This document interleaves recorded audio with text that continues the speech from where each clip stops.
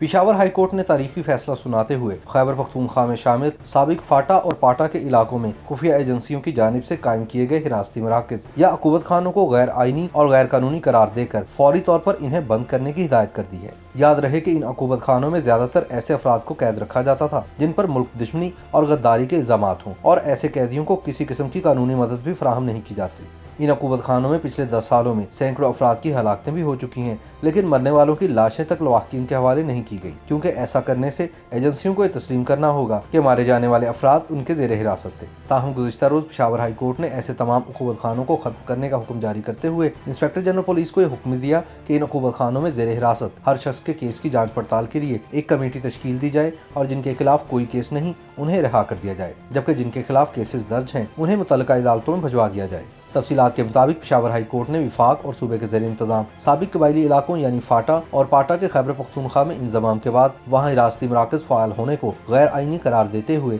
صوبے کے inspector general of police کو 3 روز کے اندر ان حراستی مراکز کا انتظام سنبھالنے کی ہدایت کی ہے۔ پشاور ہائی کورٹ کے چیف جسٹس وقار احمد سیٹھ اور جسٹس مسرت ہلالی پر مشتمل بینچ نے ایڈوکیٹ شبیر حسین گگیانی کے پٹیشن پر فیصلہ سنایا۔ پشاور ہائی کورٹ کی جانب سے انسپکٹر جنرل پولیس کو یہ حکم بھی دیا گیا کہ زیر حراست ہر شخص کے کیس کی جانچ پڑتال کے لیے ایک کمیٹی تشکیل دی جائے، اور جن کے خلاف کوئی کیس نہیں انہیں باعزت رہا کر دیا جائے، جبکہ جن کے خلاف کیسز درج ہیں وہ کیسز متعلقہ عدالتوں میں بھجوا دیے جائیں۔ قانون نافذ کرنے والے مختلف اداروں کے زیر انتظام ان حراستی مراکز میں موجود 2 قیدیوں کی جانب سے ان کے وکیل ایڈوکیٹ شبیر حسین گگیانی نے کے پی ایکشن آرڈیننس سن 2019 کے پی یعنی سابق فاٹا میں جاری قوانین ایکٹ سن 2019 اور کے پی یعنی سابق فاٹا میں جاری قوانین ایکٹ سن 2018 کو چیلنج کیا تھا۔ انہوں نے درخواست میں استدعا کی تھی کہ سن 2011 کے قواعد و ضوابط کے تحت قائم کردہ تمام حراستی مراکز کو غیر آئینی قرار دیا جائے اور قانون کے مطابق مقدمہ چلانے کے لیے تمام قیدیوں کو متعلقہ عدالتوں کے حوالے کیا جائے۔ ان کا موقف تھا کہ آئین میں کی گئی 25ویں ترمیم کے بعد قبائلی اضلاع کے عوام کے ساتھ ملک اور صوبے کے دیگر عوام سے مختلف رویہ نہیں رکھا جا سکتا۔ ایڈوکیٹ شبیر حسین گگیانی کے مطابق پشاور ہائی کورٹ نے تمام حراستی مراکز کو سب جیل قرار دے کر آئی جی کی تحویل میں دے دیا ہے، اور ان مراکز میں قید ملزمان کے مقدمات کو متعلقہ عدالتوں میں بھجوانے کا حکم دیا ہے،